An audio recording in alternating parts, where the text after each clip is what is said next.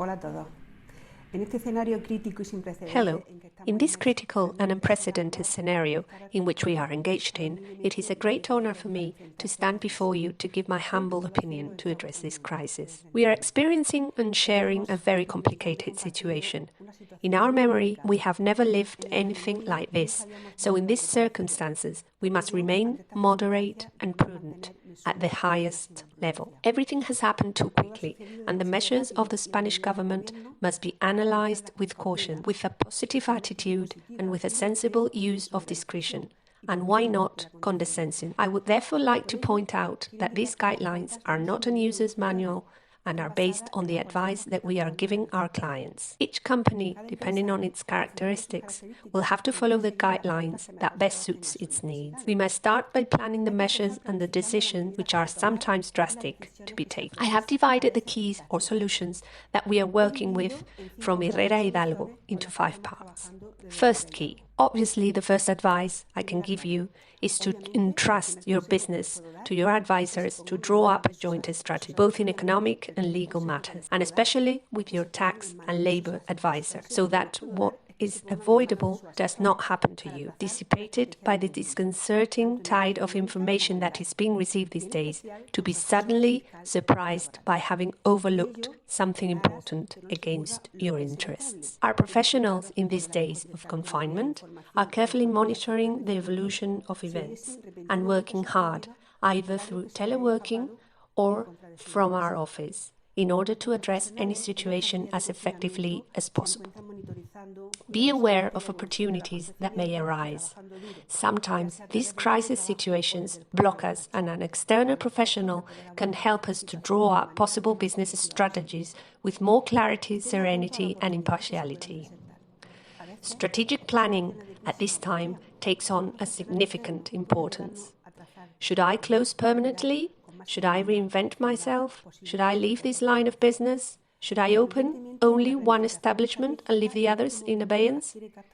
These are the strategic questions we may be asking ourselves these days, or perhaps in the future. Second key, in tax and financial matters, my piece of advice is to carry out a tax planning with your tax advisor and to negotiate your financing from different perspectives with your financial advisor. First, resorting to the credit guaranteed by the state through the warranty facility approved to face this crisis. Second, negotiating contracts and payments with your suppliers and requesting deferrals from public administrations. Third key, in commercial matters and given this distressing panorama, your companies may be struggling, these difficulties may be imminent, and it may be difficult for your companies to be viable with the current debts. So you may need protection to negotiate with your creditors and get debt relief and extension of the terms of payment. Our regulations foresee bankruptcy and extra bankruptcy proceedings, 5Bs, out-of-court settlement, refinancing agreements that can be a solution for your business or even for you as a natural person through the Spanish Second Chance Act. Precisely a few days ago, the Spanish Royal Decree Law 16/2020 of April the 28th was approved, with measures on bankruptcy matters, and the consolidated text of the Spanish Bankruptcy Act has just been published. Fourth key, in labour matters, my advice is to negotiate and reach agreements with your employees, to assess whether they comply with the criteria for the compensation payment by closing off the business, and to be updated with all the grants in aid for self-employed workers. Fifth key, in relation to other legal and social matters.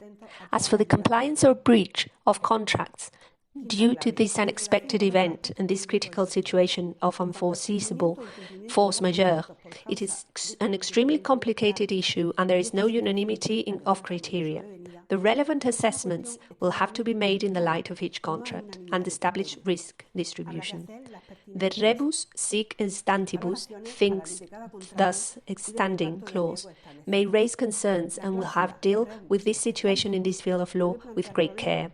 As regards to social measures, assess whether you meet the requirements for the mortgage moratorium, housing benefits, allowances to pay gas, electricity and water bills, etc. As a summary, keep an eye on all data and information from national and international health authorities, always in the interest of avoiding what is avoidable.